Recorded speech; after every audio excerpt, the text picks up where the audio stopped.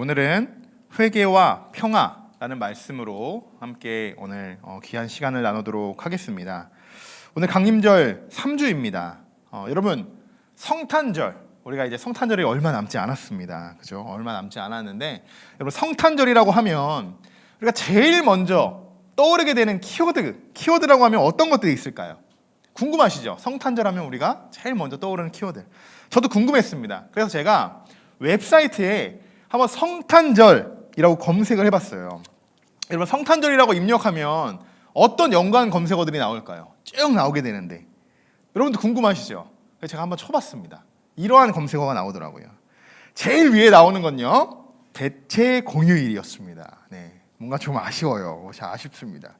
이거는 뭐 연관 검색어는 사람들이 많이 검색한 데이터를 기초해서 나오게 되는 건데 좀 그나마 좀 다행인 건 뭐죠?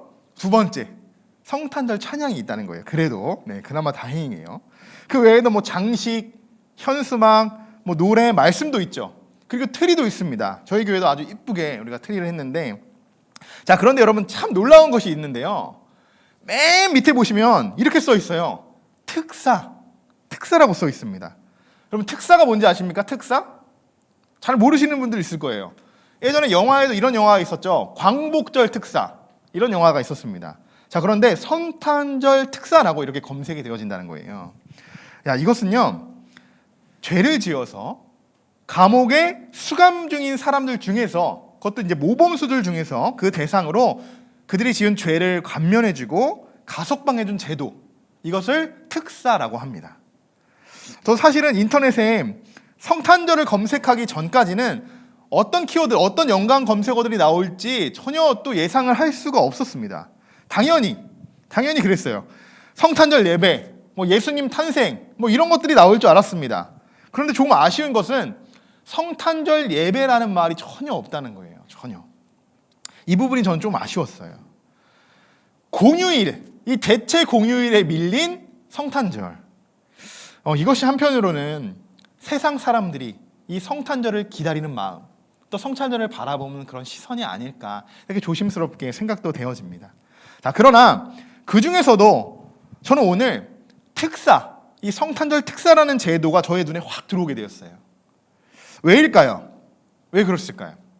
저도 뭔가 감면받아야 되는 죄가 있어서 그런 것은 아닙니다, 여러분. 오늘 말씀 주제가요, 회개와 평화잖아요. 회개와 평화. 그런데 세상에는 성탄절을 기념하면서, 성탄절을 맞이하면서 자신들이, 그 죄인들이 자신들의 죄를 뉘우치고, 또 이 성화, 거기서는 이것을 뭐라고 하죠? 성화라고 하지 않고 좀 뭔가 새로운 단어를 쓰기도 하는데, 그 죄를 뉘우친 사람들에게 그 형량을 감량해준다는 그런 제도가 있었다는 것이 놀라웠다는 것입니다. 크리스마스를 보내면서 가석방된 사람들, 이제 특사로 나오게 되는 사람들이 있을 텐데, 여러분 이들에게는 어떤 성탄절이 될까요? 또 그들의 마음속에는 정말 또 다른 의미의, 또 다른 기쁨의 성탄절이 될 것입니다. 자, 여러분 성탄절이 세상에서도 이러한 기쁨을 함께 나누는 그런 절기라는 것입니다. 우리가 성탄절을 기다리며 강림절의 주제들을 우리가 쭉 보면요, 우리가 지금까지 한 주제들을 보면 처음에 기다림과 소망이었어요. 그리고 사랑과 나눔, 그리고 만남과 화해, 우리가 다음 주에 나눌 제목들이죠. 자, 이런 주제들을 보시면요, 어떻습니까? 성탄절과 좀 어울리는 것 같아요, 주제들이. 그런데 오늘 주제가 회개와 평화라는 거예요. 회개와 평화. 자, 어떻게 본다면 여러분 이래요. 성탄절과 회개. 이게 왜 연관이 되어 있는 건가? 성탄절인데 회개의 말씀을 전한다고 약간 좀 이렇게 좀 의아해하는 그런 우리가 생각을 가질 수도 있습니다. 그렇잖아요. 우리가 성탄절이라고 하면 늘 우리가 기쁜 것만 생각합니다. 즐거운 것만 생각해요. 기다림, 뭐 이런 소망, 이런 것만 생각한다는 거죠. 왠지 회개와는 좀 다른 세상에 있는 것 같이 우리가 그렇게 생각한다는 것입니다. 여러분 분명 성탄절은 기뻐하는 날이 맞습니다. 분명해요. 그것은 기쁜 날이잖아요, 우리에게. 그런데 기쁨과 동시에 우리 그리스도인들에게 있어서 성탄절은요, 엄숙한 날이기도 하다는 거예요. 엄숙한 날. 자, 왜 어떤 엄숙함일까요? 바로 예수님이 이 땅에 오신 그 이유를 우리는 알기 때문입니다. 그것을 우리는 묵상하게 되고 우리 죄 때문에 대신 십자가를 지신 그 예수님을 우리가 기억하고 그리고 또 우리를 위해서 우리의 죄를 위해서 우리를 구원해 주신 그 은혜에 그 은혜를 경험하는 그런 시간이 이 강림절 기간인 것입니다. 자, 오늘날 성탄절이 우리들에게 주는 의미는 여러분 탄생의 기쁨만을 우리들이 이야기하는 것은 아닙니다. 2000년 전에 우리를 위해 오셨고 또 우리의 죄 때문에 십자가를 지신 예수님 그리고 부활하셔서 다시 우리에게 오실 그 예수님을 기다리는 시간입니다. 그 중에 여러분 절대적으로 빠져서 안 되는 것이 있다면 그것은 바로 회개라는 것입니다. 회개. 오늘 본문 말씀이죠. 자, 9절의 말씀인데요. 우리 한번 같이 한 목소리로 읽어보도록 하겠습니다. 내가 지금 기뻐함은 너희로 근심하게 한 까닭이 아니요 도리어 너희가 근심함으로 회개함에 이른 까닭이라. 너희가 하나님의 뜻대로 근심하게 된 것은 우리에게서 아무 해도 받지 않게 하려 함이라. 아멘. 자, 근심함으로 회개함에 이른 까닭이라 라고 이렇게 기록이 되어 있습니다. 야, 근심이란 무슨 말일까요? 이런 말이에요. 해결되지 않은 일 때문에 속을 태우거나 우울해하는 것을 근심이라고 이렇게 정리하고 있습니다. 자, 우리 삶 속에서 회개를 촉구하는 가장 큰 요인은요, 바로 근심이에요. 근심. 왜 그러냐? 여러분, 인간은요, 우리 사람들은요, 스스로 갑자기 나 회개해야지, 이렇지 않는다는 거예요. 우리가 잘 살아가다가 난 죄인이야, 오늘 회개하러 가야 돼, 오늘 당장 하나님 앞에 무릎 꿇어야 돼, 이렇게 우리가 회개하는 것이 아니라는 거예요. 그런 회개는 없어요. 어떻게 회개가 우리가 이루어지게 되느냐? 우리가 회개를 하게끔 불을 지펴주는 그런 요소가 있다는 거예요. 불을 지펴주는. 가만히 우리가 회개하는 것이 아니에요. 불을 지펴주는 그 역할이 뭐냐?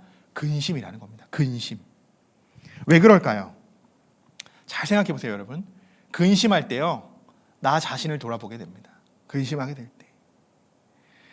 오늘 말씀에 의하면 근심은 두 가지로 나눌 수 있어요. 두 가지로. 첫 번째는 세상이 주는 근심을 이야기합니다. 세상이 주는 근심.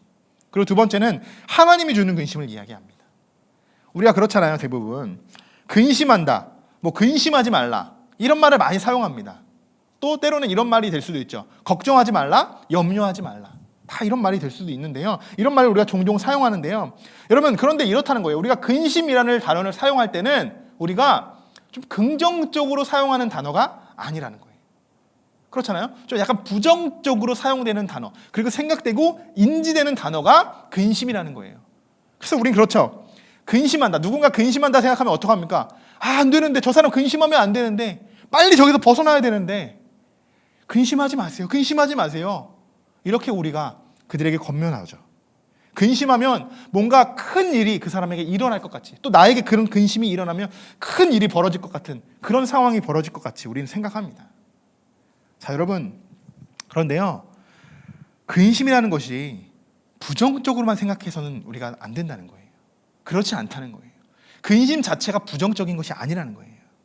여러분, 제가 근심이 뭐라고 말씀드렸습니까? 아까 사전에서 봤듯이 해결되지 않은 일 때문에 우리가 속을 태우거나 우울해하는 것이 근심이에요.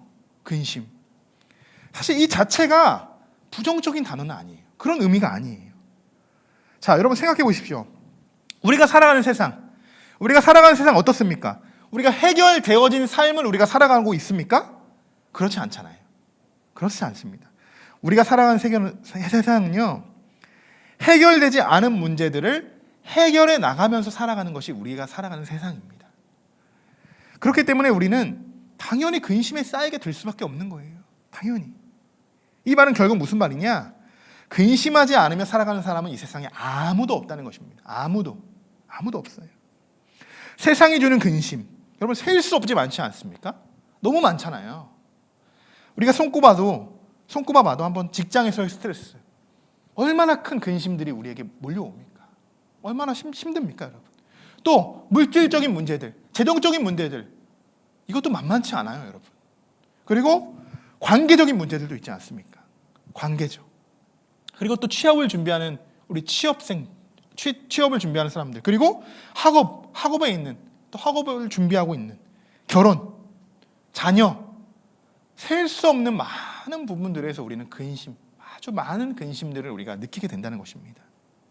여러분, 근심이 결코 부정적인 게 아니라는 것을 우리가 알 수 있는 것은요, 하나님께서도 어떻습니까? 하나님께서 근심하고 계신다고 그렇게 말씀되어져 있어요.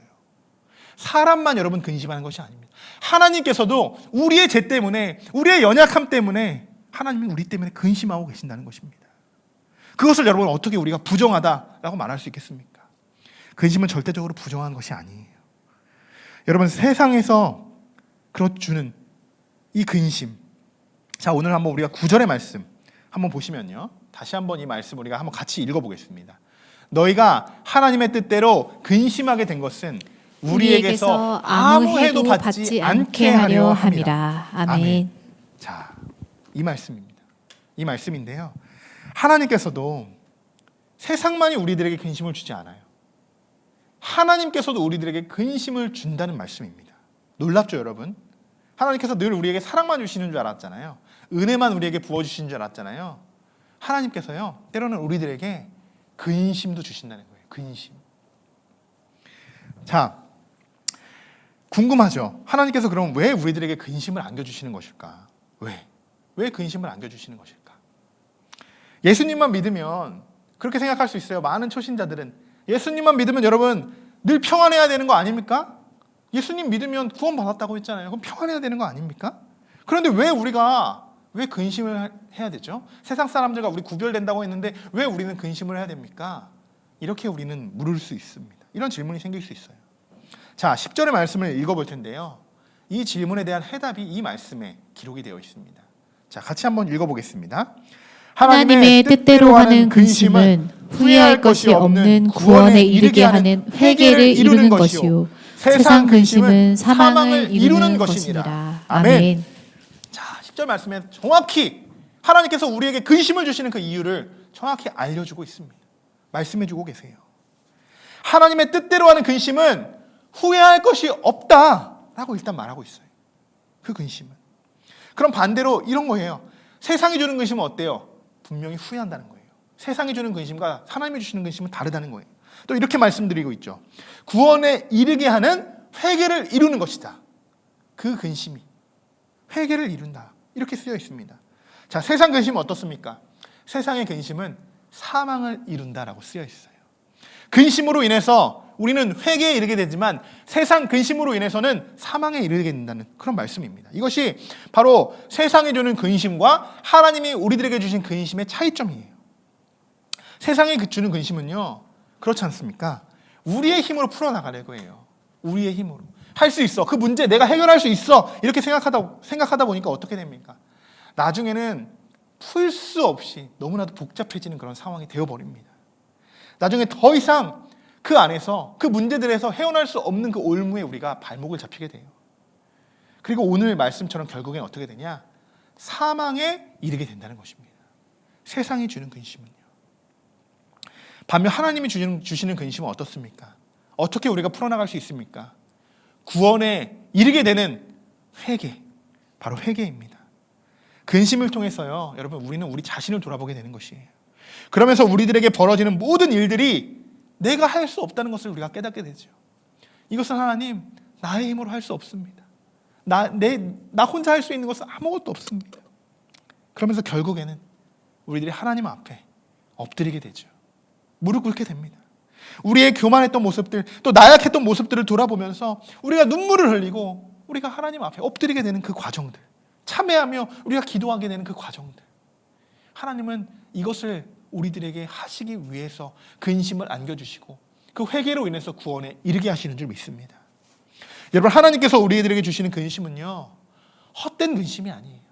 절대로 헛되지 않습니다. 후회하지 않는 근심이며 여러분, 구원에 이르게 하는 근심인 줄 믿습니다. 회개는 우리의 죄에 대한 문제를 하나님께 고백하며 우리가 용서를 구하는 것이기도 하지만, 우리가 단순히 회개를 여기까지만 우리가 생각하죠. 그렇지만 이 회개라는 것은요, 죄를 고백하는 동시에 나의 자아를 내려놓는 시간이에요. 나의 모든 것 다 내려놓는 시간입니다. 그러면서 뭐 어떻게 하는 것이냐? 하나님의 주권을 인정하는 것입니다. 회개는 그것이에요. 하나님께서 우리들에게 주시는 근심의 이유가 바로 이런 것이죠. 오늘 우리가 회개가 얼마나 중요한 것인지 우리가 함께 살펴보고 있는데요. 근심은 우리의 삶과 직결되어 있다는 것이에요. 여러분 이것을 기억해 주셔야 돼요. 근심한다고 해서 여러분 걱정하지 마십시오. 걱정하지 마십시오. 우리가 근심에 빠진다고 해서 우리가 해결할 수 있는 방법이 있지 않습니까? 그것이 먼저 구별할 수 있어야 돼요. 내가 지금 왜 근심에 빠져 있는지. 그리고 그것을 구원에 이르게 하는 회개로 우리가 그 모든 것을 이룰 수 있다는 것입니다. 풀어나갈 수 있다는 것입니다. 지금 여러분의 삶에서 받고 있는 근심들 분명히 있어요. 지금 이 순간에도 있습니다. 지금 여러분이 예배를 드리고 계시지만 지금 이 시간에도 우리는 마음속에 근심이 어느덧 지금 머물러 있다는 거예요. 풀지 못한 여러 가지 문제들이 있다는 거예요. 그런데 어떻습니까? 여러분 그 모든 문제들을 풀기 위해서 우리가 하나님 앞에 예배하는 거 아니겠습니까? 예배하는 것 같습니까? 우리가 예배하기 전에도 우리가 하나님 앞에 참회하며 기도하는 것이 여러분 그런 의미가 있는 것입니다. 우리가 온전히 하나님 앞에 예배드리기 전에 우리가 구원에 이르는 회개로 하나님 앞에 온전히 다시 나아가려고 하는 것, 하나님의 주권을 인정하고 하나님이 우리 예배 안에 역사하시고 임재하실 것을 우리가 믿음으로 고백하는 시간, 그것이 바로 참회하는 시간입니다. 여러분 지금 여러분이 받고 있는 그 근심이 세상의 근심인지 하나님이 주시는 근심인지 여러분 한번 잘 생각해 보시기 바랍니다. 세상이 주는 근심 분명히 사망에 이르게 된다고 이야기했어요. 세상의 근심이 있다면 여러분 하나님의 근심으로 다시 되바꾸셔야 됩니다. 하나님께서 주시는 근심, 여러분 그 근심들이 있다면 우리가 사망에 이르는 것이 아니라 회개함으로 여러분 구원에 이르게 되는 여러분, 저와 여러분이 되시기를 소망합니다. 자, 이번에는 우리가요 평화에 대해서 한번 알아보려고 해요. 평화. 우리가 회개와 평화에 대해서 오늘 알아볼 텐데요. 평화에 대해서 나눠보는데요. 자, 평화라는 단어는요 이런 단어로 되어 있어요. 평평할 평에 화할 화자로 되어 있습니다. 이것이 평화예요. 영어로는 peace라고도 하죠. 평온하고 화목하다라는 뜻입니다. 이 평화라는 것은. 자, 평화라는 것은 제가 한번 오늘 이렇게 정리해 봤어요. 회개가 우리들에게 가져다주는 변화다. 자, 이것을 제가 평화로 한번 이렇게 정리해 봤습니다. 오늘 말씀에 의거해서. 여러분, 우리가 하나님께 회개했을 때 우리 마음에 어떤 변화들이 나타납니까? 하나님께 우리가 무릎 꿇어요. 엎드립니다. 하나님의 주권을 인정합니다. 그럴 때 우리들에게 나타나는 변화, 어떤 변화들이 나타납니까? 먼저는 우리 마음에 평온한 마음이 생기죠. 진짜 세상이 줄 수 없는 그 평온함이 생기게 됩니다. 그것을 평안이라고도 이야기합니다. 왜 그럴까요? 그동안 우리들에게 쌓여있던 모든 근심이 사라졌기 때문이죠. 사라졌기 때문에 우리는 그 평온, 하나님이 주시는 평화를 느낄 수 있게 되는 것입니다. 그리고 더 중요한 것이 있어요. 평평할 평에 화할 화자라고 했잖아요. 화목함. 우리가 회개할 때는요 하나님과의 이 화목한 관계가 다시 회복됐다는 것을 알 수 있습니다. 관계 회복이 또 이 안에 들어있다는 거예요. 이것은 어떻게 보면 구약시대의 화목제사죠. 화목제사와도 비슷한 의미가 되는 말씀입니다. 자, 그럼 조금 더 깊이 들어가 보면 우리가 강림절을 보내면서 예수님의 오심을 우리가 기다리고 있지 않습니까? 그죠? 우리가 누가복음의 말씀을 읽어볼 텐데요. 이 말씀을 읽으면 우리가 왜 회개와 평화의 말씀을 이 강림절, 이 기간에 우리가 묵상해야 되는지 잘 나와 있습니다. 그 이유를 알 수 있게 돼요. 자, 함께 우리 누가복음 19장 38절의 말씀입니다. 우리 한번 같이 읽어보도록 하겠습니다.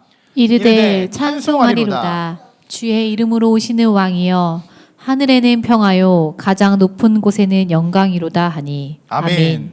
자, 우리의 왕으로 오신 예수 그리스도께서 여러분 어떻게 오신다고 하셨습니까? 평화. 하늘의 평화를 가져다 주시는 분으로 이 말씀에서 선포되고 있다는 것입니다. 하늘의 평화를 주시는 분으로. 분명 평화의 어떤 의미로 이 땅에 오시는지 잘 나타내주고 있는 말씀이에요. 또 한 구절을 읽어볼게요. 누가복음 2장 14절의 말씀입니다. 지극히 높은 곳에서는 하나님께 영광이요 땅에서는 하나님이 기뻐하신 사람들 중에 평화로다 하니라. 아멘. 자, 이번에는 어떤 것이 선포되고 있습니까? 앞서 말씀에서는 하늘의 평화를 주시는 분으로 이 땅에 오실 것이다라고 선포되었다면 이번에는 땅의 평화로 이 땅에 오실 것이다. 땅의 평화를 주시는 분으로 이 땅에 오실 것이다 라고 선포되고 있습니다. 여러분, 예수 그리스도께서는요, 땅의 평화를 주시는 분으로, 그리고 하늘의 평화를 이루시기 위해 평화를 가져다 주시는 분으로 우리에게 오시는 줄 믿습니다. 자, 우리가 평화를 여러분 어떻게 하면 누릴 수 있게 된다고 말씀드렸습니까? 평화는 회개가 우리들에게 가져다주는 변화, 그 변화를 통해서 우리가 이러한 평화를 누릴 수 있다고 제가 말씀을 드렸는데요. 여러분, 바로 이런 것입니다. 우리를 구원에 이르게 하는 회개로 인해서 우리는 하나님이 주시는 참된 평안과 안식을 누릴 수 있게 되는 것입니다. 여러분, 땅의 문제는요, 하나님 손에 달려 있다는 거예요. 하나님 손에. 앞서 말씀드렸죠. 세상의 근심, 이것을 땅의 문제로 우리가 볼 수 있어요. 그 문제를 우리 손으로 아무리 풀려고 애를 써봤자 풀리지 않는다는 거예요. 왜? 땅의 문제는 하나님 손에 달려있기 때문이에요. 땅의 평화를 위해, 땅의 평화를 이루기 위해 오셨기 때문에 그 모든 일들은 하나님 손에 달려있다는 겁니다. 우리가 아무리 근심해봤자 여러분, 그 끝은 사망이라고 했어요. 하늘의 문제도 마찬가지겠죠. 하늘의 문제, 하나님의 계획과 뜻, 당연히 우리 마음대로 할 수 없습니다. 우리의 신앙으로 할 수 없어요. 우리의 가치관으로 여러분 절대 하나님을 우리가 판단할 수 없잖아요. 하나님의 계획과 뜻대로 우리는 달려갈 뿐입니다. 하나님의 통치 안에 우리가 속해 있는 것입니다. 여러분, 마태복음 16장 19절에 이런 말씀이 있습니다. 한번 같이 읽어보겠습니다. 내가 땅에서 무엇이든지 매면 하늘에서도 매일 것이요, 내가 땅에서 무엇이든지 풀면 하늘에서도 풀리리라. 아멘. 우리가 잘 알 수 있는 말씀이죠. 땅과 하늘, 분명히 이 세상과 하나님의 나라에 대해서 잘 알려주고 있어요. 이 말씀에서. 그런데 우리가 늘 이 말씀을 볼 때 이렇게 생각해요. 땅의 문제가 풀리면 그냥 하늘에서도 풀리고 모든 것이 다 만사형통한 그런 말씀이구나 라고 생각하지만요, 그렇지 않습니다. 이 말씀을 우리들에게 주시는 그 메시지가 여러분 무엇인지 아십니까? 바로 이것이에요. 맨 앞구절, 19절의 맨 앞구절에 이렇게 쓰여 있습니다. 내가 천국 열쇠를 내게 주리니 라고 이 말씀의 기록이 시작되어 있습니다. 땅에서 무엇이든 풀면 하늘에서 풀릴 것이라. 땅의 문제와 하늘의 문제를 다루기 이전에 이 말씀은 무엇이냐? 천국 열쇠, 그 열쇠의 비밀의 말씀을 우리들에게 던져주고 계신다는 말씀입니다. 여러분, 천국 열쇠를 얻기 위한 이 모든 과정의 첫 시작, 첫 관문은 무엇이냐? 바로 회개로 시작이 된다는 것입니다. 회개로 인해서, 구원에 이르는 회개로 인해서 우리는 평화를 누리고, 그 평화 안에서 하늘의 문제, 땅의 문제가 모두 해결되고 문제들이 풀어질 때 하나님께서 우리들에게 천국의 열쇠를 허락하여 주신다는 말씀입니다. 예수 그리스도께서 여러분 이 땅에 오심으로 평화를 이루게 되신 것처럼 우리도 구원에 이르는 회개로 인해 하나님이 주시는 평화를 누리며 우리가 천국 열쇠를 얻는 저와 여러분이 되시기를 주님의 이름으로 축원합니다. 자, 오늘 말씀 한번 정리해 보도록 하겠습니다. 오늘 말씀은 아주 짧아요, 여러분. 제가 맨 처음에 성탄절 특사에 대해서 제가 말씀을 드렸잖아요. 세상에서의 이 법을 어겨서 또 그 죄값을 치르고, 하지만 그들이 자신의 죄를 정말 깊이 뉘우치고 그리고 죄를 감면받아 그 특사의 제도, 그 감면받는 그 특사의 제도를 바라보면서 이렇습니다. 사도 바울이 이렇게 고백했죠. 나는 죄수 중에 괴수다. 이렇게 고백했어요.